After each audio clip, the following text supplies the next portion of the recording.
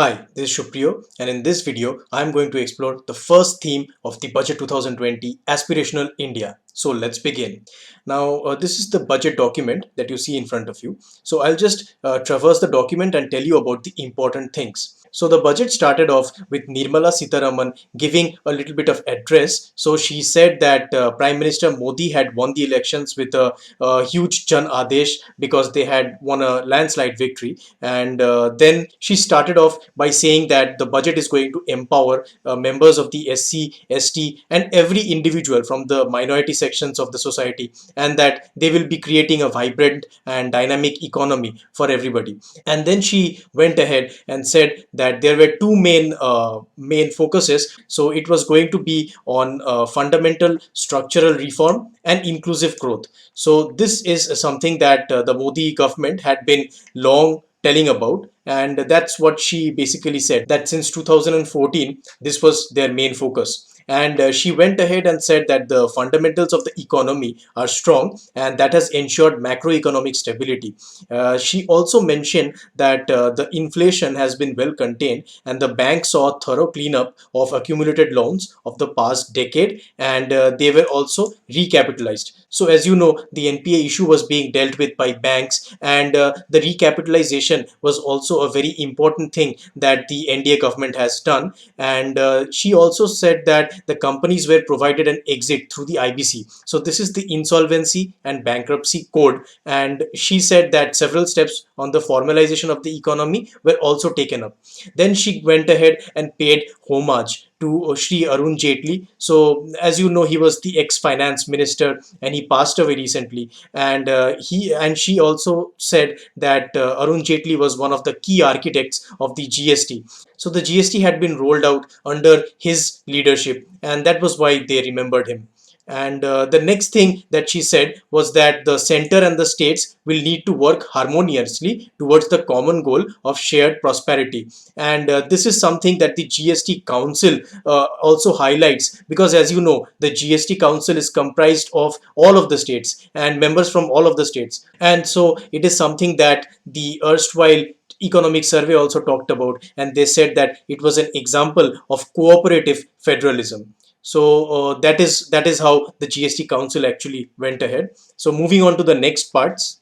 So in the next section, she said that the turnaround time for trucks has witnessed a substantial reduction to the tune of 20% due to abolition of checkposts in GST. So she said that effectively the inspector Raj has vanished, and this is something that the government has been working towards. And she also said that the GST has led to significant benefits to MSME by way of enhanced threshold and composition limits. The effective tax incidence on almost every commodity has come down substantially, and she said that the effective reduction was 10% in overall tax incidence. And she also mentioned that the average household now saves about 4% on its monthly spends on account of reduced GST rates. So as you know that the GST rates have been rationalized a little bit. There is still some rationalization left to be done, and they will definitely go over it in the long term. So another thing that she mentioned, and this is a very important data point, is that due to the GST, there have been more than 60 lakh new taxpayers. So a total of 40 crore returns were actually filed, and there were 800 crore invoices uploaded, and a lot of figures for the e-way bills as well. And for this there has been extensive engagement with the stakeholders, and a simplified new return system is going to be introduced from April 1 2020. So the new return system is something that everybody is looking forward to. And another thing that she mentioned in her budget speech, which is quite interesting, is that she referenced actually Rajiv Gandhi's speech. So back in the day, Rajiv Gandhi had said in one of his speeches that if the government spends 1 rupee, then only 15 paisa finally goes ahead and reaches the common man. So the rest of the money is actually going to the middlemen, and that is what she harked upon. So she said that in the Modi government, guided by Sabka Saath, Sabka Vikas, and Sabka Vishwas, her government has added manifold speed and scaled up the implementation of schemes and programs that directly benefited the poor and the disadvantaged. So she also referenced the important schemes that were launched out. So she said that welfare schemes were rationalized using the direct benefit transfer system, and the sanitation and water as provision of basic needs and as a measure of preventive healthcare were looked into. And healthcare was something that was being looked into through the Ayushman Bharat scheme. Now you'll remember the Ayushman Bharat scheme. It was actually announced in the last budget, and there has been much headway on that as well. And she also said that for the clean energy needs, Ujjwala has been done, Ujjwala scheme, and solar power is also something that the government is looking towards. And she also said that financial inclusion, credit support, insurance penetration to vulnerable sections, and pension scheme, that was also something that the government had done. And she also said that the digital penetration with broadband and UPI had been achieved, and affordable housing for all was also being considered through PMAY or Pradhan Mantri Awas Yojana. So this is all about what she said. And then she went ahead and told a few numbers that we have moved on from a growth rate of just over 4% in the 1950s to 6% in the 1980s and 90s. And she also said that from the period of 2014 to 2019, we have clocked a growth rate of 7.4% on average, with inflation averaging around 4.5%. So these are the important numbers that you need to remember. And another thing which is quite important to remember is that 271 million people were lifted out of poverty during this time. And she said that we are right now the fifth largest economy of the world. As you know, by GDP terms, we have overtaken UK. We are now a $2.7 trillion economy. And India's FDI was also elevated during this period. And she said that during 2014 to 2019, our FDI got elevated to $284 billion from $190 billion, which was earlier there, and which came in during the years of 2009 to 2014. And she also mentioned that the central government debt to GDP ratio, this has reached 48.7%. It was earlier at a high of 52.2%. So this is another achievement that the government has actually had. And so she went ahead and told a little bit about the achievements of the government a little bit, and then she started with two important things that she is going to be delivering the budget in the backdrop of two cross-cutting developments. So what are these developments? The first one is the proliferation of technologies, especially analytics, machine learning, robotics, bioinformatics, and artificial intelligence. And the second thing that she mentioned is that the number of people in the productive age group, that is 15 to 65 years in India, it is at the highest at this point of time.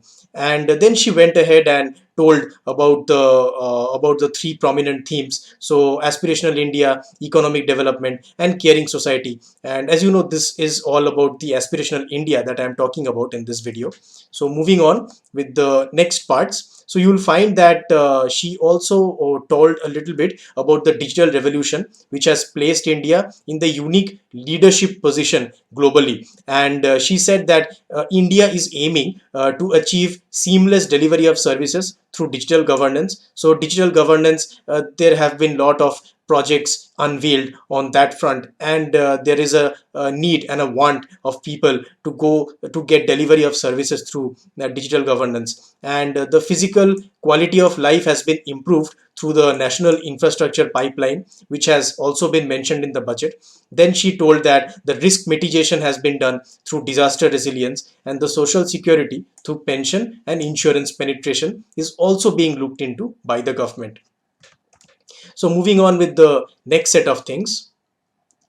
So she also said that she dedicates the budget to ease of living to all the citizens. So ease of living is something that the Modi government had been talking about for a long amount of time. And she said that these three themes, the three budget themes that she had spoken about, these have to be thought of as a bouquet, and a bouquet with two hands. So one hand is a corruption free, policy driven good governance, and the second is a clean and sound financial sector. So this is something that is also very important to remember. Then she went ahead and talked about a small verse in Kashmiri. It's not so important to remember that, so you can skip that. And Then we came to the main part of Aspirational India, and this is about the agriculture, irrigation and rural development, wellness, water and sanitation, and education and skills. So these are the three subheadings of the Aspirational India that she talked about. So she went ahead and talked about the government's goal of doubling farmers' incomes, so DFI, by 2022.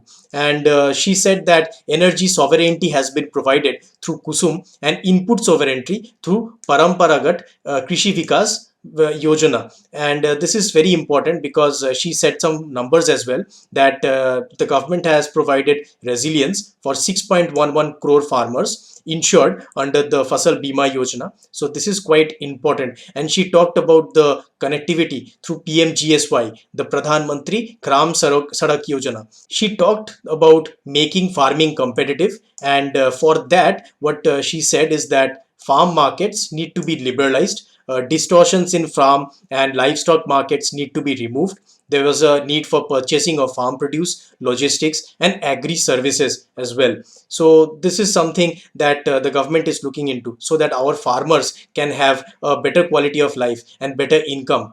And then she talked about the sustainable cropping patterns as well, which we need to take up as a country so that we can have more amount of food grains production. And she said about 16 action points which are going to be very important. So all of these action points are not so important to remember. I'll just tell you about the important ones. So basically, if you go ahead and see these things, so there are actually three model laws which are going to be liberalized a little bit by the government. So that is the Model Agriculture Land Leasing Act, the Model Agricultural Produce and Livestock Marketing Act, and the Model Agricultural Produce and Livestock Contract Farming and Services.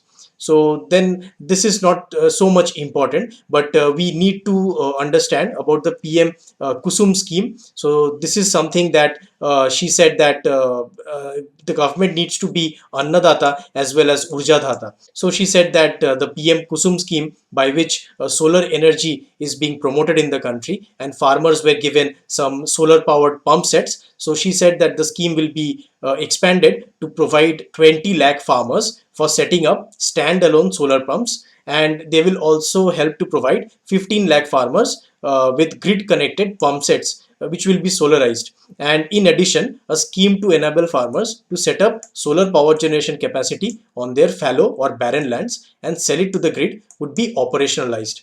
So this is something that the government is looking at. And the next thing is, there was a small poem in Tamil that she recited, so that's not so important.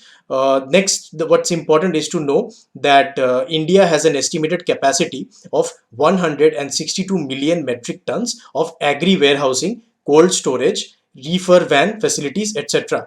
So NABARD will be undertaking an exercise to map and geotag them. So this is very, very important. And then she also talked about a few plans for warehousing which are in line with the Warehouse Development and Regulatory Authority norms. So she said that our government will provide viability gap funding for setting up such efficient warehouses at the block or taluk level. This can be achieved where states can facilitate with land and are on a PPP mode.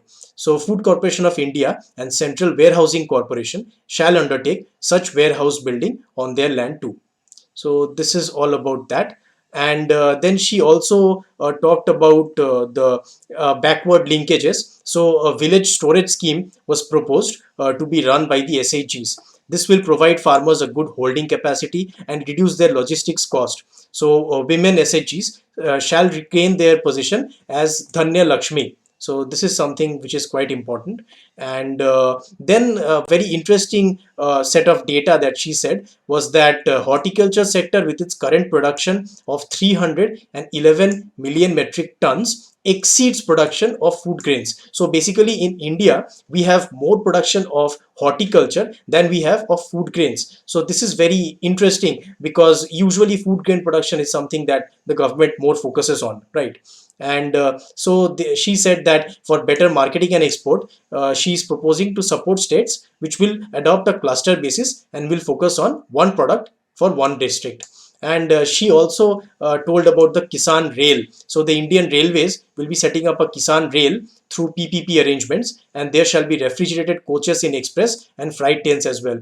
And this is for the perishables industry. So because right now in India, the perishables industry suffers a lot because we do not have proper transportation systems. So using the Kisan Rail, the people can transport the fresh produce from one area to the area in which it is going to be sold. So this will be very interesting. And Krishi Udan will be launched by the Ministry of Civil Aviation on international and national routes, and this will help improve the realization in the northeast and the tribal districts as well. Then she talked a little bit about the zero budget natural farming, which was mentioned in the earlier budget as well. And the portal on Jaivik Kheti, online national organic products market, will also be strengthened. She also talked about the negotiable warehousing receipts, the ENWR. It has crossed more than 6,000 crores. So this is going to be integrated with the ENAM. Now moving on to the next thing. So the NBFCs and the NABARD refinance scheme. This is also quite important. So the agricultural credit target for the year 2020-21 has been set at 15 lakh crore, and all eligible beneficiaries of PM Kisan will be covered under the KCC scheme. And she also went ahead and talked about the foot and mouth disease and the other types of diseases that happen in cattle and in sheep. And she wants to eliminate all of those diseases by 2025. And the coverage of artificial insemination shall be increased from the present 30% to 40%. And MNREGS will be dovetailed to develop fodder farms as well. Now, another very important announcement is that the milk processing capacity of India will be doubled from 53.5 million metric tons to 108 million metric tons by 2025. So moving on to the next thing, she talked about the blue economy, and that the government is proposing to place a framework for development, management, and conservation of marine fishery resources. So blue economy is all about marine and how to just promote those products and services of the marine industry. Moving on to the next thing. So she said that the youth in coastal areas, they need to be pushed for the fish processing and the marketing. And for that, she said that by 2022 to 23, the fish production will be raised to 200 lakh tons. And this will be very important because India has such a large amount of fish production capabilities. And she also said that the government will help involve the youth in fishery extension through 3,477 Sagar Mitras and 500 fish farm producer organizations. She said that they are going to raise fishery exports to 1 lakh crore by 2024 to 2025. So the fishery exports are going to be pushed to 1 lakh crore. So this is very important. And she also said that under Deen Dayal Antyodaya Yojana for poverty alleviation, 58 lakh SHGs have already been mobilized. So that is a very good thing. And then there was also the target that she said about agriculture, irrigation, and allied activities. So for financial year 2020 to 21, the amount allocated for this sector is 1.6 lakh crore. And for rural development and Panchayati Raj, the amount is 1.23 lakh crore. So basically for agriculture, allied activities, irrigation, rural development, and panchayats, the total amount that has been given is 2.83 lakh crore. So let's move to the next part. So another thing regarding wellness that was announced is the Fit India movement, which is a vital part of the fight against non-communicable diseases coming out of lifestyle issues. So you know these diseases like obesity, diabetes, etc., etc. So this is something that will be handled through Fit India, and the Mission Indradhanush is going to be expanded to cover 12 diseases. And there was also another important mission, which is the Jal Jeevan mission for safe drinking water, and the comprehensive sanitation program, which is the Swachh Bharat mission that we all know about. So basically, under PM Jan Arogya Yojana, PMJAY, there are more than 20,000 empaneled hospitals. So she said that we need more in tier 2 and tier 3 cities for the poorer people under this scheme. So the government will go ahead and set up more. And the next thing is the viability gap funding window for setting up hospitals in the PPP mode. So the public private partnership mode is going to be used to set up these hospitals. And in the first phase, those aspirational districts will be covered. The aspirational districts that the government had already announced, you know about those. So presently, those districts will be covered where there are no Ayushman empaneled hospitals, and they would also provide large-scale employment opportunities to youth. And proceeds from taxes on medical devices would be used to support this vital health infrastructure. So the medical devices like the stents and the other things, the taxes on those things are going to be used to support this infrastructure mission.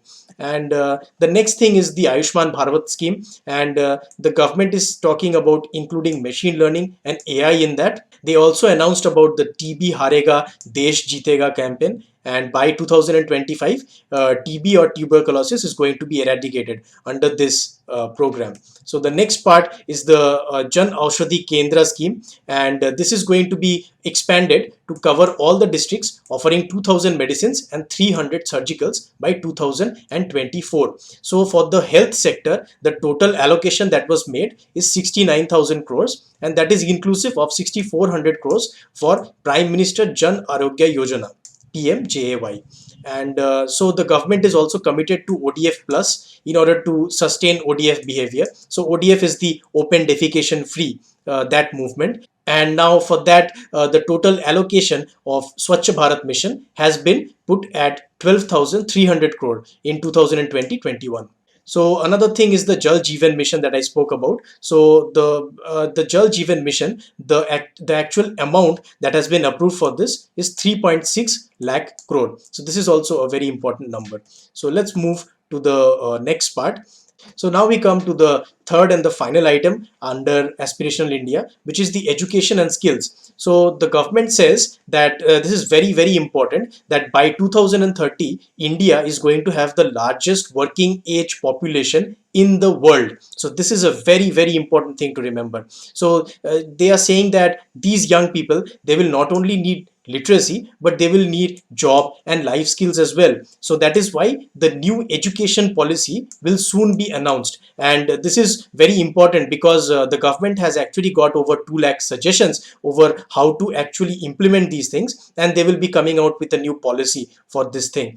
The next thing is that the government will allow ECB or external commercial borrowings and FDI to be put into the higher quality education. So to attract the talented teachers and innovation and the better labs, we need this ECBs and FDI to come directly into the education sector. And they also said that students in the general stream vis-a-vis services or technology stream need their employability improved, and about 150 higher educational institutions will start apprenticeship embedded degree or diploma courses by March 2021. So the next thing is about the urban local bodies, the ULBs. So the government is proposing to start a program whereby urban local bodies across the country would provide internship opportunities to fresh engineers for a period up to 1 year. This is going to be very, very good for the new and the upcoming engineers in the country. And then the government says that in order to provide quality education to students of deprived section of the society as well as those who do not have access to higher education, the government is going to start degree level full-fledged online education program. So this will be offered by institutions who are ranked within top 100 in the national institutional ranking framework. So only the best universities are going to offer it, and only a few of such institutions are would be asked to offer such a program initially. India is also going to start attracting talent from abroad through the study in India program. The IND SAT is going to be started. So as you know that the SAT exam is an important exam in America and for the higher education. So India is going to start its own version which is called IND SAT, and this is going to help the Asian and the African country students to come into our country and have quality education. So let's move to the next part. So the next thing is the National Police University and a National Forensic Science University, both are which going to be set up. And it's also proposed to attach a medical college to an existing district hospital in PPP mode. So this is going to be very important so that all the districts can be covered properly. The next thing is that there is a huge demand for teachers, nurses, paramedical staff and caregivers abroad. So basically to develop the skill sets which do not sometimes match the industry standards, the government has proposed a special bridge course which will be designed by the Ministries of Health, Skill Development and together with professional bodies, so that even the language requirements can be looked into, and that will help the people to go abroad and give good service as caregivers and in the health sector of foreign countries as well. So that's all about that. So the final thing is the government's proposal to provide about 99,300 crore for education sector in 2021 and about 3,000 crore for skill development. So out of 99,300 crore, only 3,000 crore that will be allocated to just skill development. So it's a huge amount that the government is going to put into for the education sector. So this is all about the aspirational India part of the budget 2020. I will be doing a video on the other parts as well. So if you want to watch that, please subscribe and please leave a like if you enjoyed this video. I'll see you in the next one. Bye bye.